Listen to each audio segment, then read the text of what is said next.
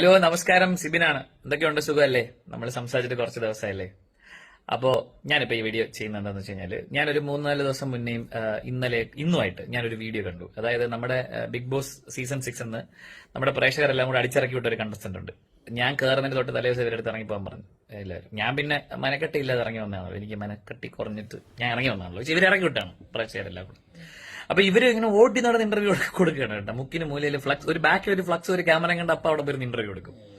അപ്പൊ ഇവരുടെ ഭർത്താവും കൂടെ ഇരുന്നാണ് ഇന്റർവ്യൂ എടുക്കുന്നത്. അപ്പം അതിൽ എന്നെ കുറിച്ച് ഇവർ പരാമർശിക്കുന്ന ഞാൻ കുറച്ച് കാര്യങ്ങൾ കേട്ടായിരുന്നു. അതായത് എനിക്കുണ്ടായ ഒരു സിറ്റുവേഷൻ, അതിനെക്കുറിച്ചൊക്കെ ഇവരും ഘോരം പ്രസംഗിക്കുന്നത് ഞാൻ കേട്ടായിരുന്നു. അപ്പം ഇയാളുടെ ഭർത്താവാണ് പറയുന്നത്, എന്തോ ഇയാൾ ഒക്കുപേഷണൽ തെറാപ്പിസ്റ്റാ, എന്താ സൈക്കോളജിസ്റ്റാ, സൈക്കാട്രിസ്റ്റ്, മേക്കാട് പണി, റിയൽ എസ്റ്റേറ്റ്, അങ്ങനെ പല പണി ഇയാൾക്കുണ്ട്. ഇത് എനിക്കറിയാം. പുള്ളി ഓരോ സമയത്ത് ഓരോ ജോലിയാണ് ചെയ്യുന്നത്. അപ്പൊ പുള്ളിക്ക് എല്ലാം അറിയാം.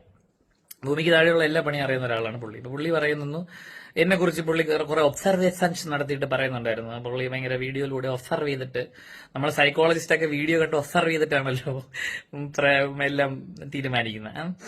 അപ്പം പുള്ളിയോട് എനിക്ക് പറയാനുള്ളത്, നിങ്ങൾ ഹൗസിനുള്ള ഉണ്ടായിരുന്നപ്പോൾ ഞാനില്ലായിരുന്നു. അപ്പൊ നമ്മൾ തമ്മിൽ പേഴ്സണലി അറിയില്ല. നിങ്ങൾക്ക് എന്നെ ഒന്നും അറിയില്ല. ഇൻ ആൻഡ് ഔട്ടോ എന്റെ പേഴ്സണൽ കാര്യങ്ങളോ അല്ലെങ്കിൽ ഹൗസിനുള്ള ഒരു പരിപാടി നിങ്ങൾക്ക് അറിയില്ല.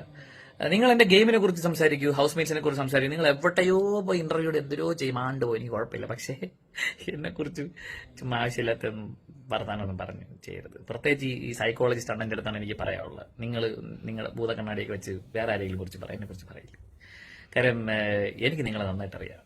നിങ്ങൾ രണ്ടുപേര്, നമ്മൾ വേറൊരു ചാനലിൽ നിങ്ങളൊരു കപ്പിൾ ഷോ ചെയ്തിരുന്നു. അപ്പൊ ഞാൻ എന്റെ ക്രിയേറ്റീവ് ടീമിൽ ജോലി ചെയ്തിട്ടുണ്ട്.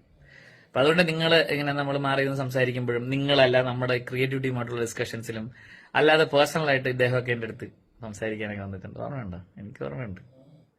ഓർമ്മയുണ്ടോ ജെയിൻ ചേട്ടാ? വെറുതെ എന്നെ കൊണ്ട് ജെയിൻ ചേട്ടന്റെ കോഴിക്കഥകൾ പറയിപ്പിക്കരുത്. വലിയ ഞാൻ പറയുന്നില്ല അണ്ണ. അപ്പോ എന്നെ വിട്ടേക്ക്.